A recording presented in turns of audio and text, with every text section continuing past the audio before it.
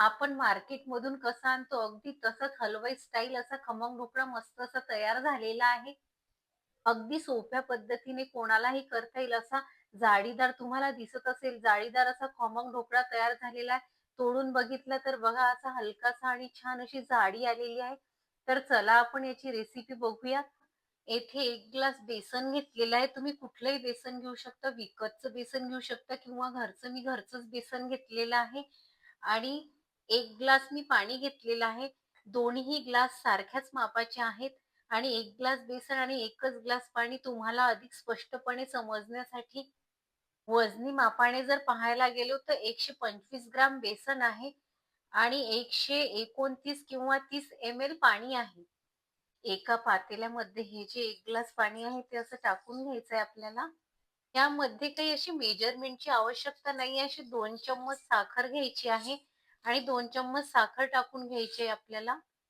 1 teaspoon निंबू सत्व, चवीनुसार मीठ, रंग छान येण्यासाठी हळद.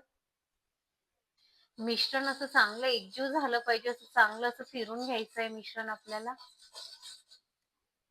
मिश्रण चांगलं फिरून झालेलं आहे. त्यात चम्मचनी जवळ-जवळ 3 चम्मच असं तेल टाकून घ्यायचंय आपल्याला. तेलानंतर लगेचच हिंग 2 चिमूट टाकायचं आहे. हिंगाने चव चांगली येते. जर हिंग तुम्हाला आवडत नसेल तर तुम्ही स्किप करू शकता हिंग. हे सर्व मिश्रण टाकून झाल्यावर चांगलं आपल्याला 2 ते 3 मिनिट छान असं फिरून घ्यायचं आहे. जेणेकरून यामध्ये साखर आणि निंबू सत्व टाकलेलं ते विरघळून गेलं पाहिजे पाण्यामध्ये. त्या मेजरमेंटनी आपण ग्लासमध्ये बेसन घेतलं होतं ते सर्व यामध्ये असं टाकून घ्यायचंय. तुम्हाला हवं असेल तर हे बेसन तुम्ही चाळून सुद्धा घेऊ शकता, कारण यामध्ये काही गुठळ्यांचा भाग वगैरे राहतो, तर तो राहणार नाही. जेणेकरून हे बेसन सतत मस्त असं एका साइडने असं ढवळत राहायचं आहे. यामध्ये गुठळ्या राहायला नको आणि असं मस्त असं फिरून घ्यायचं आहे. तुम्हाला हवं असेल तर तुम्ही हे बेसन चाळून सुद्धा यामध्ये उपयोग करून घेऊ शकता. आता बेसन चांगल्या प्रकारे असं फिरून झालेलं आहे. एक 10 मिनिट आपण असंच झाकून ठेवून असं रेस्टला ठेवूया. मध्ये जर काही गुठळ्यांचा भाग असेल तर तो सुद्धा यामध्ये विरघळला जाईल. 10 मिनिट आपण असंच ठेवूया. तोपर्यंत आपण स्टीमची तयारी करून घेऊया. एक स्टीमर घेतला आणि स्टीमरमध्ये जवळ-जवळ 2.5 ते 3 ग्लास पाणी टाकून घेतलेलं आहे आणि हे स्टीमर असंच आपल्याला 10 मिनिट स्टीम व्हायसाठी ठेवायचं आहे. तुम्हाला जर हा ढोकळा कढईमध्ये करायचा असेल, तर कढईमध्ये सुद्धा तुम्ही चांगल्या प्रकारे करून घेऊ शकता.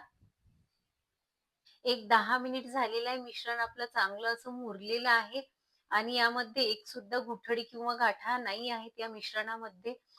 जर तुमचं मिश्रण खूप जास्त पातळसर वाटत असेल, तर तुम्ही 1 चम्मच यामध्ये बेसनाचा उपयोग करून घेऊ शकता.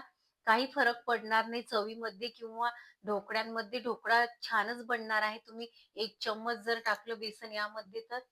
आता आपल्याला या स्टेजमध्ये बेकिंग सोडा आहे. 1 चम्मच बेकिंग सोडा घेतलेला आहे. हा असा टाकून घ्यायचा आहे आणि लगेचच बेकिंग सोडा टाकल्यानंतर आपल्याला फास्टमध्ये ही प्रोसिजर करायची आहे आणि बेकिंग सोडा नेहमी घेताना असा ताजाच घ्यायचा आहे. जास्त जुना किंवा 1-2 वर्षापूर्वीचा जर घेतला, तर असा फुलणार नाही. हा असा ढोकळा बघा असं फुलत आहे आणि जसा-जसा फुलत आहे याचा रंगही बदलत आहे.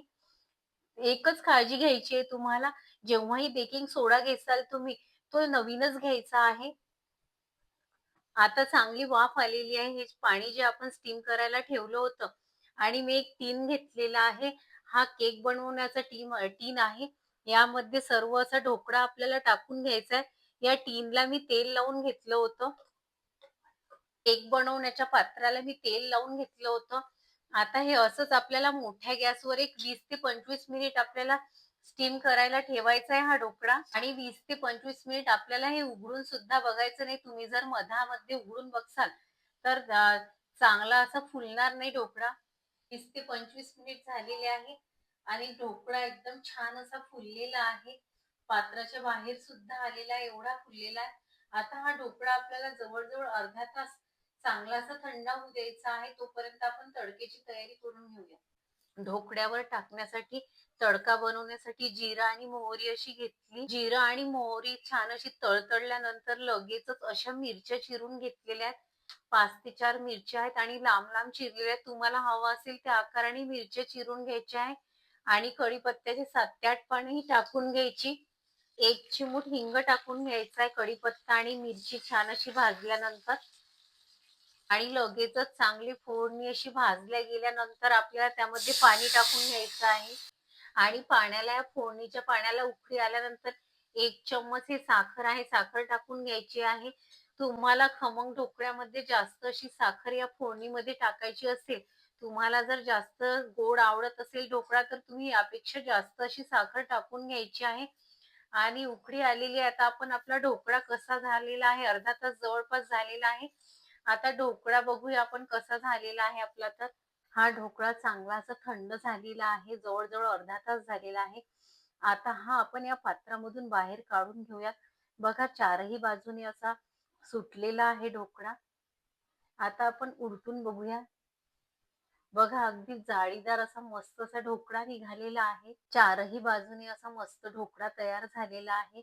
आणि हा मी केकच्या टीनमध्ये ठेवला होता तर थोडासा जास्त होऊ दिला. आता हा ढोकळा मस्त असा कट करून घेऊया आपण. ढोकळा अगदी असा स्पंजी झालेला आहे. तुम्ही बघू शकता खूपच छान अशी जाळी आलेली आहे ढोकळ्याला आणि मार्केटमध्ये जसा विकत मिळतो त्याचप्रमाणे असा ढोकळा झालेला आहे. आता तुम्हाला हव्या त्या आकाराने अशी ढोकळ्याची अशी पीसेस कट करून घ्यायचे आहेत. आता सर्व ढोकळ्याचे मी मला आवडतात त्या आकाराने असे पीसेस कट करून घेत आहे. हा जो आपण तडका तयार केलेला होता, हा तडका यामध्ये असा टाकून घ्यायचा आहे. ही खमंग ढोकळ्याची रेसिपी नक्की करून बघा आणि तुम्हाला जर माझी रेसिपी आवडली, तर नक्कीच मला कमेंट्समध्ये सांगा तुम्हाला रेसिपी आवडली की नाही आवडली तर. अगदी हलवाई बनवतात त्याच पद्धतीने आपला असा खमंग ढोकळा बनून तयार झालेला होता बाजारासारखा.